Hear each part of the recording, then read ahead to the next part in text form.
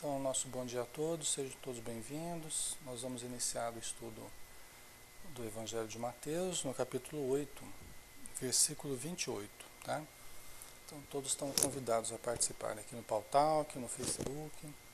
Nós estamos todas as quintas-feiras, às 8 horas da manhã, realizando esse estudo. Quem quiser participar, interagir no programa Pautalk, seja bem-vindo.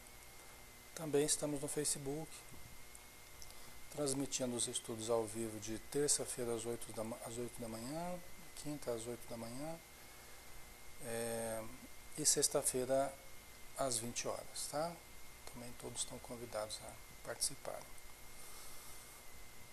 Então vamos lá, capítulo 8, né, versículo 28. Nós estamos falando no momento aqui que Jesus estava próximo ao lago, ao mar da Galileia, né? E eles até tinham passado por aquela situação lá daquela tempestade, né? Que eles estavam atravessando o mar da Galileia, que é um lago, na verdade, né? De grandes proporções. Bom dia, Sil, um abraço. E que Jesus teria dormido ali no barco e a tempestade começou a surgir e tal. Aquele episódio lá que os discípulos ficaram apavorados e até que Jesus acordou e acalmou a tempestade, né? Aquela questão da fé que nós conversamos na semana passada. Então vamos lá, do versículo 28. Ao chegar do outro lado do lago, né? Ao país dos Gadarenos, Gadara, né? Vieram ao seu encontro 2 endemoniados. Quer dizer, eles chegaram do outro lado, a região de Gadara, aí surgiu já 2 endemoniados. 2 endemoniados, entendamos aqui, né? Vamos traduzir por 2 obsediados, né? Dois obsediados. O demônio aqui são os daimons, né? As inteligências extracorpóreas, né? As inteligências extracorpóreas. Bom dia, Zélio, um abraço. Então, obsediados sempre existiram, né? E Jesus topou com eles durante toda a sua existência física. Jesus topou com os obsediados, né? Emmanuel tem uma página muito interessante no livro Seara dos Médiuns, que ele fala justamente sobre isso, né? Sobre a obsessão em Jesus, né? Em que ele comenta que Jesus, desde pequenininho, ele já topou com obsediados. O primeiro obsediado com quem ele topou foi Herodes, né? Na matança dos inocentes, que 70 crianças foram mortas na tentativa de matar Jesus, né? Então ele sofreu atentados a vida inteira, até aquela obsessão coletiva que preferiu matar ele do que Barrabás, né? Preferiu libertar Barrabás. Então Emmanuel fala que foi uma obsessão coletiva ali, né? Que a tal ponto a massa ficou alucinada que preferiram um ladrão vulgar do que Jesus, que havia feito tanta coisa boa, né? Ensinado tanta coisa boa, né? A Florzinha, muitos de nós também, Ale, só que a gente não é Jesus, né? O que você diz? Muitos de nós o que, Flor? Somos obsediados? A gente normalmente, lidar com os obsediados, tá, conviver, sim, nós mesmos já somos meio obsediados, né? A gente varia entre a obsessão simples e a fascinação, normalmente, né? Às vezes a gente cai mais para uma, mais para outra, né? E vamos levando, né? Vamos tocando. E de vez em quando a gente topa com uns também fora da gente, né? Com algumas situações aí. Mas vamos lá. Então Jesus, ele, ao chegar do outro lado, ao país dos Gadarenos, vieram ao seu encontro 2 endemoniados, saindo dos túmulos, né? Então estavam ali junto aos túmulos. A gente sabe que Nos cemitérios existem muitos espíritos que estão presos ainda àquele ambiente por vários motivos, né? Alguns por desorientação mesmo, por falta de informação, por tudo, né? Falta de preparo espiritual, né? Outros porque gostam de vampirizar os corpos ali colocados, né? Principalmente os recém-colocados, né? É por isso que os espíritos até usam, os amigos espirituais, André Luiz até fala sobre isso, quando eles vão enterrar determinada pessoa, né? Os espíritos estão ali ajudando e eles fazem um procedimento de dissolver aquelas últimas energias que ainda estão existindo no corpo, né? Para que aquele corpo não seja explorado pelos espíritos vampirizadores. Então, quando a pessoa tem méritos para isso, né, ela recebe ajuda de um grupo espiritual na sua desencarnação. Então, eles tomam todos os cuidados para dissipar aquelas últimas energias, aquela última vitalidade do corpo daqueles que eles vieram buscar, né, para levar para regiões melhores, tá? Eles dissipam aquelas energias para que não sejam aproveitadas nos processos de vampirização. Só que isso não acontece com todo mundo, acontece com aqueles que têm méritos para isso, né? No livro Obreiros da Vida Eterna fala isso exatamente, o Gudurson, tá? Agora, Alex, o que teria acontecido se tivessem libertado Jesus? Nós não sabemos, Wasser. Eu acredito que provavelmente teriam prendido de novo. Eu acredito que nós, né, e a população na época lá, não suportaria por muito tempo a atitude de Jesus, né? Então ele mexeu com o inconsciente coletivo, ele mexeu com as nossas inferioridades, né, com os nossos instintos, ele mexeu com o status quo. Se tivessem libertado ele, provavelmente daqui a pouco prenderiam de novo. Os fariseus não iam ficar satisfeitos, né? Então, nós não sabemos, mas ele continuaria mexendo com o poder estabelecido, ele continuaria mexendo com o status quo. Mas cedo ou mais tarde ia acontecer alguma coisa assim, provavelmente, tá? Então, na verdade, a coisa seguiu o curso que estava previsto, na verdade, né? Até os profetas, né? Os sábios, eles já haviam previsto tudo isso que iria acontecer, né? Então nós não sabemos, mas a gente imagina que provavelmente não sairia diferente disso, não, tá? Porque nós ainda não tínhamos condição de suportar essa mensagem de amor e tal, né? Então vamos lá. Eram tão ferozes esses espíritos saídos do túmulo, eram tão ferozes que ninguém podia passar por aquele caminho, né? Então já é um processo de subjugação. Provavelmente, para eles atacarem as pessoas, eram encarnados que estavam obsediados por espíritos de uma condição inferior, muito inferior, e em processo de subjugação, em processo de possessão ou subjugação, tá? Que é o último estágio da obsessão, o terceiro e último estágio da obsessão, tá? Então eles avançavam sobre as pessoas. Hoje em dia, tem pessoas também obsediadas que avançam sobre os outros, tá? E quando elas estão muito desequilibradas, às vezes tem pessoas que usam álcool, drogas, e facilitam até. Eu já atendi casos desse tipo e geralmente são casos muito difíceis quando você vê associado com álcool e com droga, porque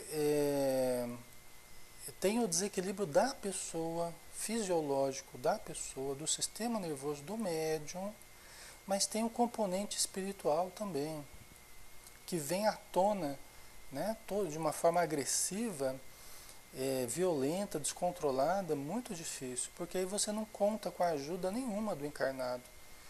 Muitas vezes ele já tem essa sensibilidade, aí quando usa algum recurso adicional que favorece o anestesiamento, vamos dizer assim, das suas faculdades mais nobres, tal, a pessoa se entrega absolutamente à influência espiritual. Tá? Inclusive médium e bebida, médium e droga não combina de forma alguma. Tá? É uma junção bombástica aí, pessoal. Tá? Explosivo.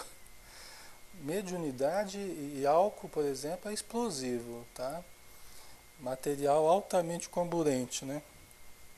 Então a gente percebendo que uma certa sensibilidade, a gente precisa tomar muito cuidado com os hábitos nesse sentido, tá? Porque senão realmente perde o controle e com o tempo, se não tomar cuidado, caminha para uma alienação, junto com o processo de subjugação, tá? Maria, isso com o tempo vai caminhando para isso mesmo, tá? Então eles eram tão ferozes que ninguém podia passar por aquele caminho. Tem pessoas que bebem, por exemplo, e, nossa senhora, quer quebrar tudo, quer bater em todo mundo. Os espíritos pintam e bordam através da pessoa. Né? É o caso aqui, né? E eis que se puseram a gritar. Né? E eis que se puseram a gritar. Que queres de nós, filho de Deus? Né? Que queres de nós, filho de Deus? Quer dizer, eles reconheceram a autoridade de Jesus, eles reconheceram a luz que Jesus irradiava, né? Eles não estavam preparados para mudança, mas eles reconheceram a autoridade de Jesus, né? Então isso é interessante também. Mas se sentiram invadidos, exatamente, Florzinho. É aí que está, não estavam preparados para... Né? Que queres de nós, filho de Deus? Vieste aqui para nos atormentar antes do tempo? Né? Antes do tempo para eles, né? Na visão deles, antes do tempo, né? Jesus estava ali, eles estão falando da falta de preparo deles para mudar de atitude. Então, para eles é precoce. Essa vinda de Jesus, né? Essa presença dele ali, porque eles não queriam mudar de atitude. Então, para eles era antes do tempo, né? É lógico que para Jesus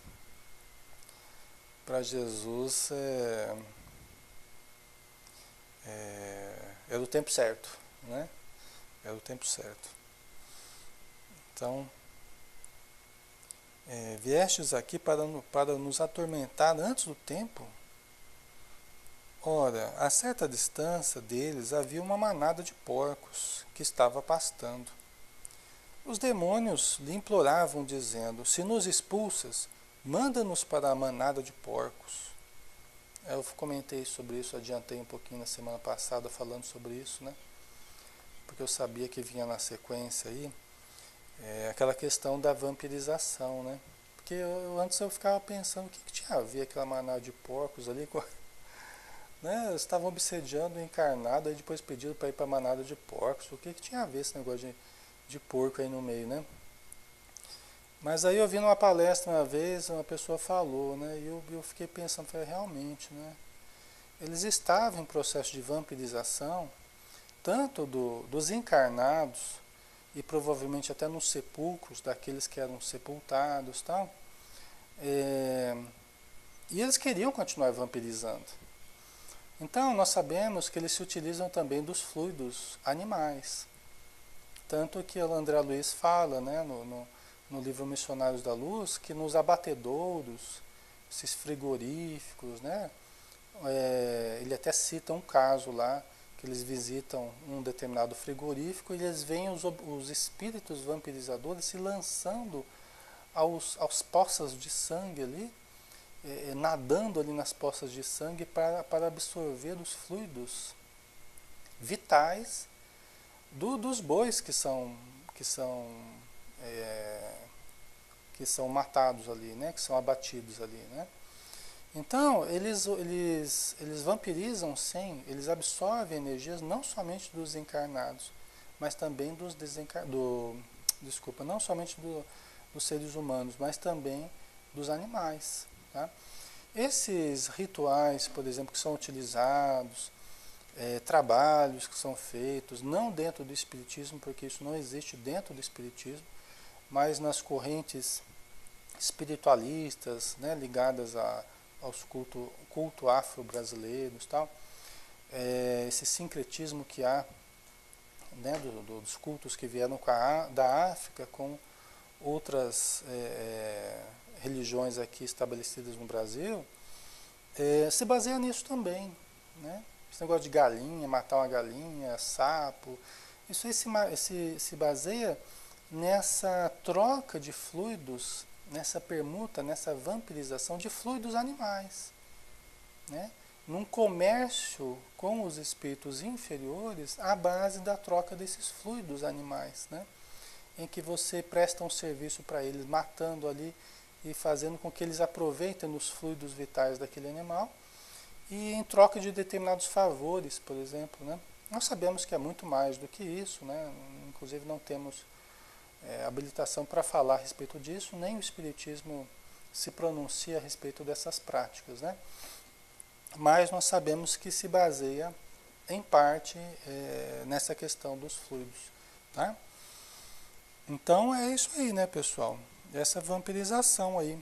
Sempre que nós cultivamos hábitos infelizes, pensamentos infelizes, estamos abrindo o campo para a influência vampirizadora, né?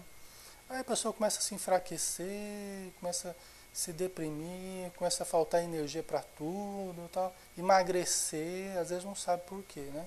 Está sendo vampirizado, né? O Acer, quais as energias que permanecem na carne abatida depois de uma vampirização como essa, Alex? Deixa eu entender aqui, o Acer, quais as energias que permanecem na carne abatida depois de uma vampirização como essa? Veja bem, Moacir, não são as energias que permanecem na... Você está querendo dizer depois como é que a carne fica. No caso da carne de boi, por exemplo. Então, esse é o problema, né? Porque os espíritos vampirizadores, eles não apenas extraem os fluidos vitais, mas eles também deixam as energias deles, né? Então, esses ambientes e essas carnes que depois a gente ingere e tal, é justamente muito questionável isso, porque não somente eles extraem energia vital, mas eles deixam também a contaminação da própria energia deles. Isso tanto nessas carnes abatidas aí, quanto no nosso corpo também. O Espírito Alexandre, ele explica muito bem isso no Missionários da Luz. Por quê? Porque quando nós começamos a nos acoplar a esses espíritos vampirizadores, eles sugam as nossas energias vitais, mas deixam a contaminação dos bacilos de que eles são portadores. O processo infeccioso, vamos dizer assim, espiritual, né? Nós acabamos nos contaminando. E aí ele explica lá alguns casos, né? Ele explica o caso de um rapaz sendo vampirizado na área sexual. Aí o Alexandre mostra para o André Luiz a área sexual do rapaz encarnado, inclusive candidato à mediunidade e tal, mas ele mostra a zona genital e está ali cheio de bacilos estranhos, escuros, na região genital do rapaz. Tá? Por isso, inclusive, que a Joana de Anjos fala que aqueles que não aprendem a sublimar parte da energia vital, da energia sexual, né, estão mais candidatos a determinadas enfermidades. Por exemplo, no caso da parte sexual, enfermidades do aparelho genital, inclusive câncer de próstata, entre outras coisas, tá? Por quê? Porque vai contaminando, através do desregramento sexual, vai contaminando pela presença dos espíritos vampirizadores e as trocas energéticas ali, vai contaminando de bacilos psíquicos que com o tempo se materializam em forma de desajustes no corpo físico, tá?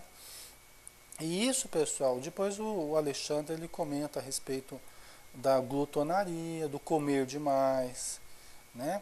Do álcool, né? E assim todos os vícios morais e físicos que nós mantenhamos, tá? Tudo isso é fator de sintonia com espíritos infelizes, tá? Então não é fácil, por isso que a nossa melhora ela passa por uma disciplina em todos os sentidos, né? Nós evoluímos disciplinando a nós mesmos, mudando hábitos, renovando pensamentos. Tá? Então, continuando, né? Eles pediram para serem, se você vai nos expulsar, a gente não quer mudar de atitude, mas se você vai nos expulsar, então permite pelo menos que a gente vá em cima daquela manada de porcos lá. Porque pelo menos a gente vai poder se alimentar ainda dos fluidos dos porcos. Tá? Não, Assa, isso está dentro aqui, tá? Ajuda a desenvolver o assunto, tá? Não tem problema não. Mas sim, essa vampirização de alimentos é maior por parte da carne dos animais. Então, Marcinha, os fluidos animais, né? E porque atrai, né, justamente por ter esses fluidos animais, é diferente da alimentação industrializada, por exemplo, né? Mas esses fluidos animais, ou seja, de coisas vivas, atraem mais os espíritos infelizes, né? Porque tem uma identificação de necessidades, porque eles querem, fora da carne física, quando eles estão desencarnados, né? Eles sentem necessidade daquele calor da energia vital, dos seres vivos, entendeu? Né? No caso dos animais que guardam uma proximidade maior com eles, né? Então, é lógico que a carne dos animais se presta mais a essa vampirização aí, né? Por isso que o espírito Alexandre, nós não vamos entrar numa polêmica aqui, né? Mas o espírito Alexandre, por isso que ele questiona, né? Esse uso excessivo que a gente faz, né? Dos açougues, né? Essa indústria da matança. Porque, na verdade, nós mudarmos a alimentação guarda relação, sim, com a melhoria de nós mesmos, em termos coletivos, em termos individuais, né?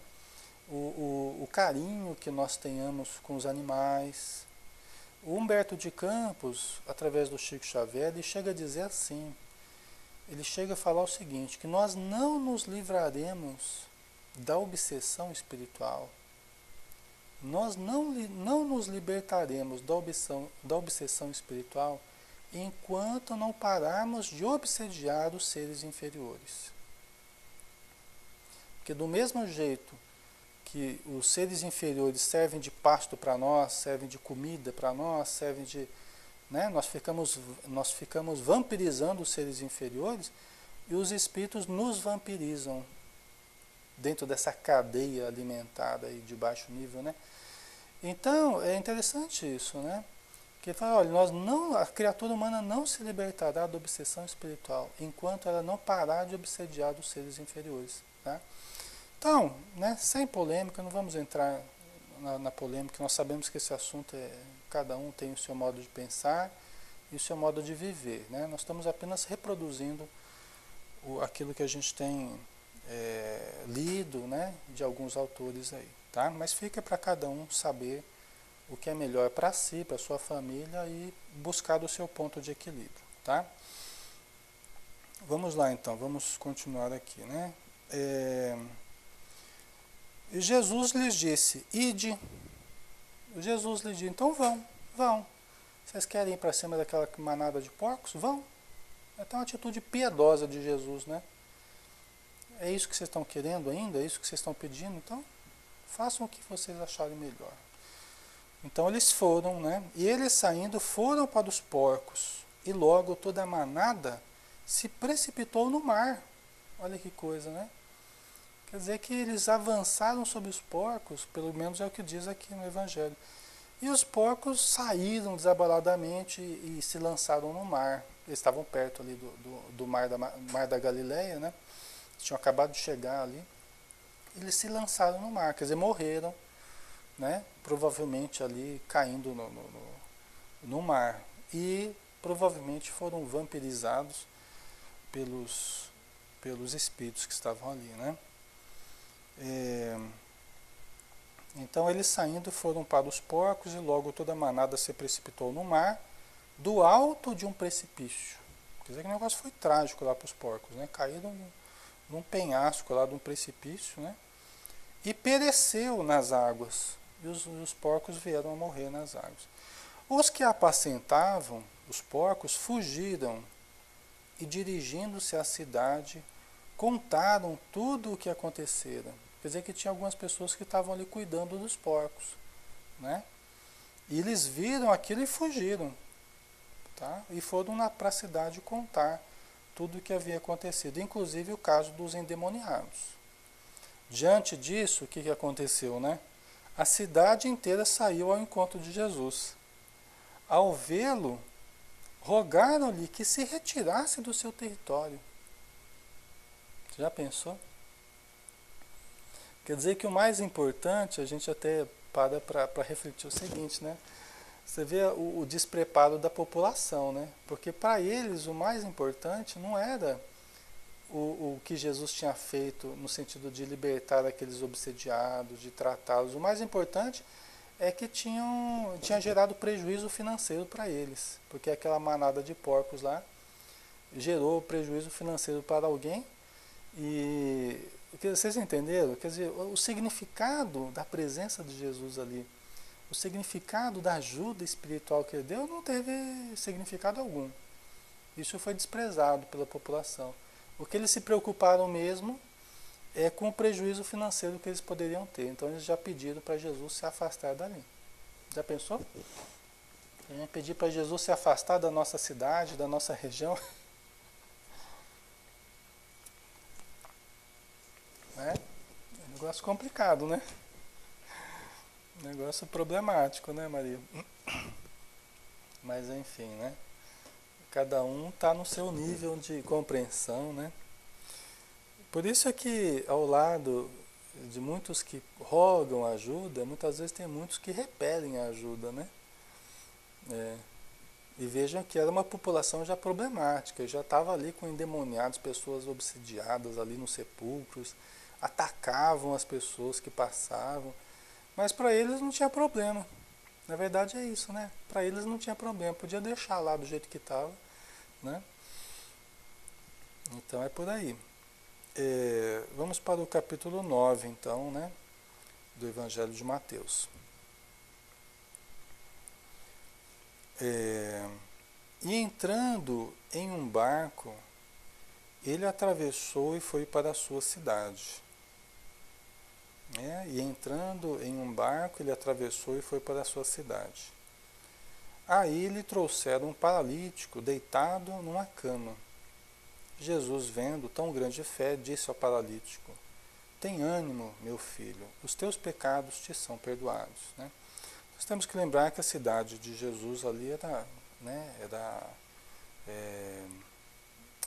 Nazaré, né?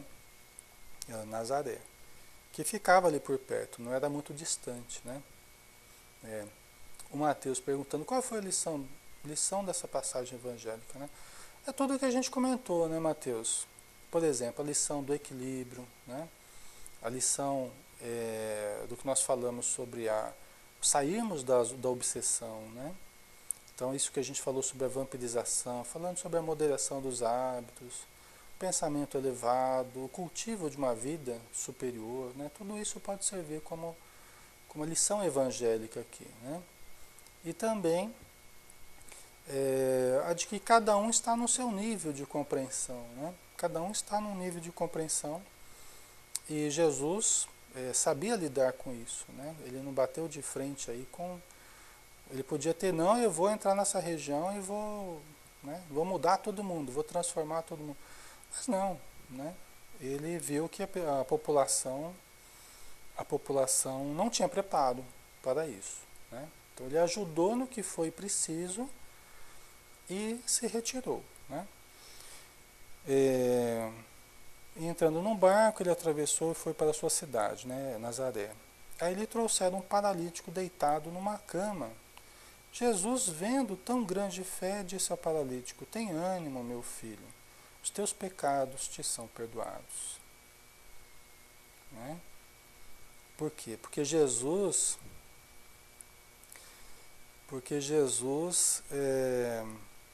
ele tinha esse poder, né? Ele associava o que a gente passa fisicamente, né?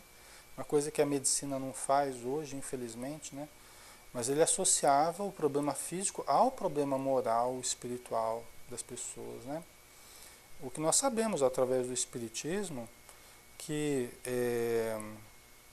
é verdade, né? Através da lei de causa e efeito, através da reencarnação, nós temos a manifestação de muitos problemas, físicos ou psicológicos, inclusive, emocionais, e como reflexos do passado, né? Como reflexos do passado, da lei de causa e efeito. Então, ele sabia também quando as pessoas estavam já preparadas para sair de determinada cobrança, de determinado reajuste, né? Por isso que ele falou, olha, vai meu filho, tem bom ânimo, os teus pecados te são perdoados, né? Então, talvez ele soubesse que já tinha chegado o fim, o termo daquele sofrimento, né? Porque nós sabemos, pessoal, que quando aquela dor, aquele sofrimento ainda não trabalhou no coração, no comportamento da pessoa, a pessoa vai em médium de cura para lá e para cá, vai num centro, vai no outro, e não consegue a cura. Não consegue a cura. Por quê? Porque os espíritos sabem que aquela necessidade física, ela ainda está trabalhando, aprimorando certos sentimentos, gerando certas reflexões. E que seria precoce tirar aquele problema antes da hora. Seria precoce gerar uma cura antes que a alma estivesse curada, né? Por quê? Porque o corpo é o efeito, né, pessoal? O grande problema não é o corpo, o grande problema é o comportamento. São os conceitos que a pessoa traz. Porque às vezes você ajuda o corpo, mas ela continua com o comportamento equivocado. Por exemplo, você ajuda o fígado lá de uma pessoa que é alcoólatra. Tá, você ajudou o fígado, daqui a pouco ele vai produzir o desajuste no fígado de novo, nos rins de novo, né? O grande problema é a cura comportamental, é a cura mental, sentimental. Esse é o grande problema, né? Então, Jesus sabia disso, né? Então, provavelmente ele sabia as pessoas que estavam mais predispostas já a receberem a cura física, porque moralmente eles já estavam perdoados, né? Eles mesmos já haviam sofrido bastante, né? Tá?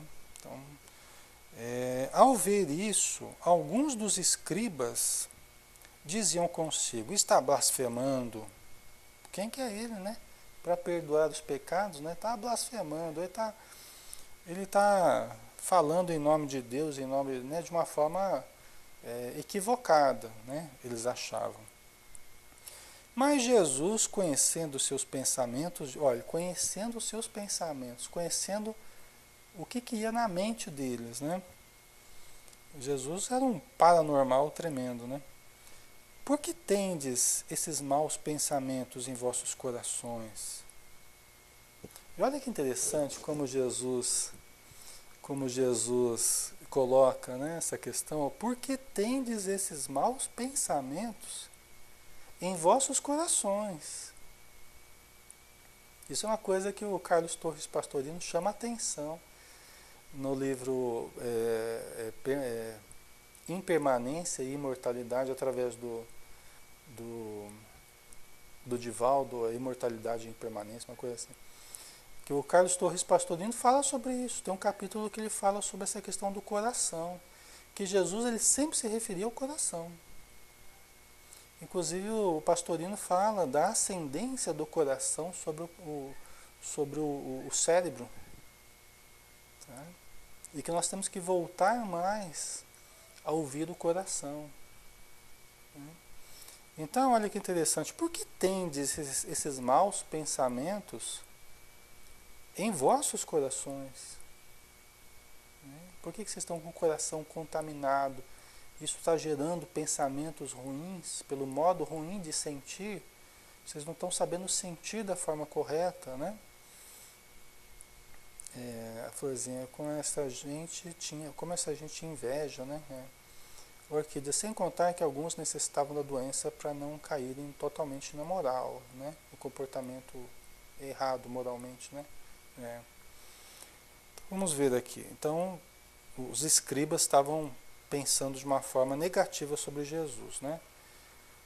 Aí Jesus fala assim: por que tendes esses maus pensamentos em vossos corações? Com efeito, o que é mais fácil dizer? Teus pecados são perdoados? Ou dizer, levanta-te e anda? Então Jesus questionou eles. O que é que vocês acham mais fácil de eu falar, de eu fazer aqui? Eu dizer, teus pecados te são perdoados? Ou dizer, levanta-te e anda? Vai dar no mesmo. O que vocês quiserem que eu fale, é que eu falo. Vocês entenderam o que Jesus quis dizer? Porque justamente ele associava o erro, o pecado, ao problema físico que o paralítico estava vivendo. Então o que vocês querem que eu faça? Vai dar no mesmo. Vocês querem que eu diga para ele, ó, teus pecados te são perdoados? Ou dizer, levanta-te e anda? No fim, é a mesma coisa. Né? Então vocês estão preocupados que eu tenho poder, que eu estou falando que eu tenho poder de perdoar pecados? Eu posso dizer, levanta-te e anda, vai dar no mesmo, né? Pois bem, para que saibais que o Filho do Homem tem poder na terra de perdoar pecados, disse então ao paralítico, levanta-te, toma a tua cama e vai para casa. Olha que interessante, né? Eu acho bonita essa passagem, né? Não é? Então, pois bem, para que saibais que o Filho do Homem tem poder na terra de perdoar pecados, aí ele juntou as duas coisas, né? Então, para que vocês saibam que eu, Filho do Homem, né, tenho o poder de perdoar pecados, aí ele disse para o então levanta-te e anda.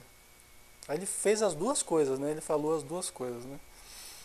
Para provar que não importava isso, né? E que na verdade as duas coisas faziam parte do mesmo problema, né? Então disse ao paralítico, levanta-te, toma a tua cama e vai para casa. Né? Aí no caso, eu até tinha falado para vocês, né, Jesus dá sempre uma visão assim medicamentosa, ele dá sempre uma sugestão medicamentosa, no sentido do seguinte, né? Ele curava o corpo, mas ele dava a sugestão para a alma, para a mudança do comportamento, né? Para a mudança do comportamento. Levanta-te, toma a tua cama, pega a tua cama e vai para casa. Porque o paralítico, provavelmente ali, teria uma relação com a inoperosidade, né? A falta do trabalho, a preguiça, o mau uso das pernas, né? Que teriam gerado a paralisia. Né? O fator causal, né, seria o comprometimento moral das pernas, o mau uso das pernas. Então vai, faz a tua parte, pega a tua cama aí e vai, se move, né, se move. Né? A gente pode entender esse sentido aí. Né? Não fica, porque poderia ficar parado lá, continuar lá mendigando, continuar. Não tem gente que é assim, pessoal? Que fica lá, a pessoa sai andando no final do dia, mas passa o dia inteiro lá sentado, mendigando, como se fosse paralítico, não é? Fica numa cadeira de roda lá, tá? Não é assim? Então, esses problemas kármicos, né, eles têm uma relação comportamental. E aqui nós não estamos falando apenas dessa vida, tá? É muito maior ainda o problema de outras encarnações. Tá? Nem sempre o problema moral ele vai se refletir em dificuldades nessa existência mesma. Tá? Muitos problemas morais se refletirão em dificuldades para a próxima existência. Você passa uma vida inteira se condicionando, eu sou paralítico, me dá uma esmolinha aqui, me dá... aí chega na próxima existência, o pessoal tá lá mesmo, né? Nasce já as pernas mutiladas, né? Com a má formação das pernas, ou com alguma paralisia, né? Então, por isso que, todo exercício de amor, de fé, de compreensão, de caridade, de ajuda, de trabalho, de desenvolvimento é ginástica para a alma, né? É ginástica para a alma. Né? A enxada que não trabalha enferruja, né, pessoal? Se a gente não usa bem os recursos que a gente tem, nós acabamos muitas vezes usando mal, né? E comprometendo moralmente aquela função. Pode ser a função falar, pode ser a função ver, né? O Mateus está perguntando, será que não era cego, né? Tem muitos cegos de nascença que comprometeram a visão no passado, né? Pelo hábito de enxergar apenas o mal, de usar os olhos para o mal, né? Comprometeram o verbo ver. Então, quando vai moldar um novo corpo, a pessoa já molda o novo corpo projetando os seus desequilíbrios na área do ver, do enxergar, né? E aí a gente tem esses problemas já de nascença, né? Que podem surgir em qualquer parte do corpo, né, pessoal? Então, continuando aqui. Então, levanta-te, toma a tua cama e vai para casa. Ele se levantou e foi para casa. Vendo o ocorrido, as multidões ficaram com medo e glorificaram a Deus, que deu tal poder aos homens. Né? Você vê que, vendo o paralítico andar e ir para casa, a multidão ficou assustada, ficou com medo. Porque, imagina, né, pessoal, você vê uma coisa quase que absurda, assim, né? Você vê uma manifestação de um poder tão grande, né, como era o de Jesus. Isso até assusta a gente, né? Nossa Senhora, como esse cara tem poder, né? E uma coisa que nós temos que lembrar, que a gente pode fazer a ponte aqui, que eu acho que se encaixa perfeitamente com essa questão do paralítico, é aquela questão que Jesus falou, aquele momento que Jesus, aqueles conceitos que ele expressou. É preferível, se o teu olho é motivo de escândalo, arrancai-o, né? Se tua mão é motivo de escândalo, cortai-a. É preferível que entreis na vida sem o olho, sem uma mão, sem um pé, do que perderes a alma toda. Né? Então, isso se encaixa com esse pensamento de Jesus. Né? Não no sentido de nós nos mutilarmos, né, pessoal? Pelo amor de Deus, hein? Né? Nada disso, né? Não tem sentido nós tirarmos, arrancarmos o olho, nem cortarmos a mão. Tem muita gente que leva isso ao pé da letra. Pelo amor de Deus, hein? Não tente fazer isso em casa. Aqui nós estamos falando assim, da lei divina, né?